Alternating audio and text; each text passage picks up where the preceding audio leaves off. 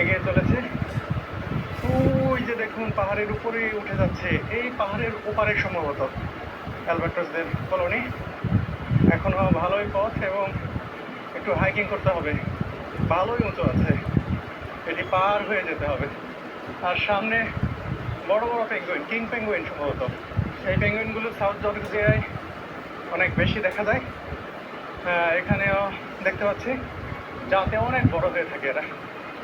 ও দেখুন সবাই কিভাবে দেখছে, কিং পেঙ্গুইনের সাথে ছবি তুলছে।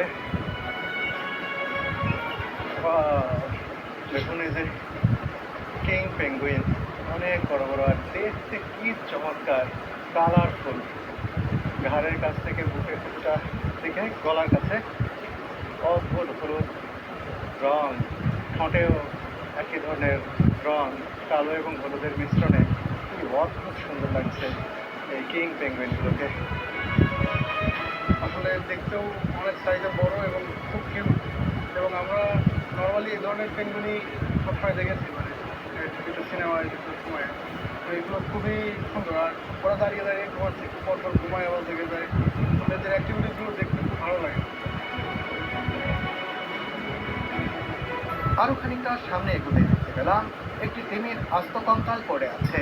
কালের বিবর্তে এটি হয়তো পাথরের সাথে মিশে যাবে একদিন।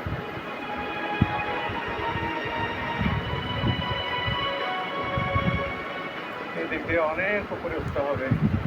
ওই দেখুন কত উপরে সবাই চলে গেছে।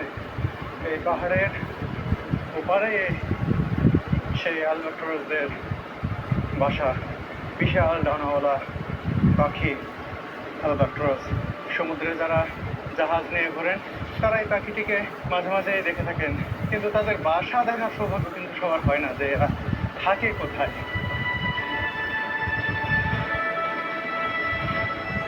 জেন্টু পেঙ্গুইনের কলোনিতে এসে ম্যাজেলানিক পেঙ্গুইনও দেখতে পেলাম।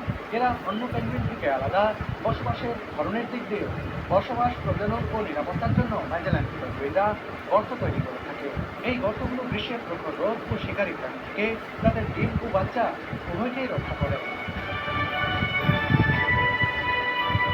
গর্তের ভিতরে বসবাস করে, দেখুন অনেক গর্ত বেঁধেছে চারপাশে। এই যে এদের পৃষ্ঠা মল ত্যাগ করেছে, তার দাগ দেখতে পাচ্ছেন চুলের মতো। আর এই যে গর্তের ভিতরে কিন্তু তারা রাতের বেলা হয়তো ঢুকে যায়। এই পাশটাতে দেখুন অনেক গর্ত এবং অনেক পেঙ্গুইনও দেখছি, তারা বীজ থেকে উঠে এসে এই সব গর্তের মধ্যে ঢুকে যায় সম্ভবত।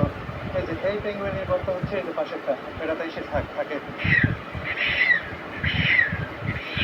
সমুদ্র থেকে মা ম্যাজেলানিক পেঙ্গুইন খাবার নিয়ে এসেছে বাচ্চাদের জন্য। বাচ্চারা যা করছে তা দেখে আমার বেশ ভালো লাগে।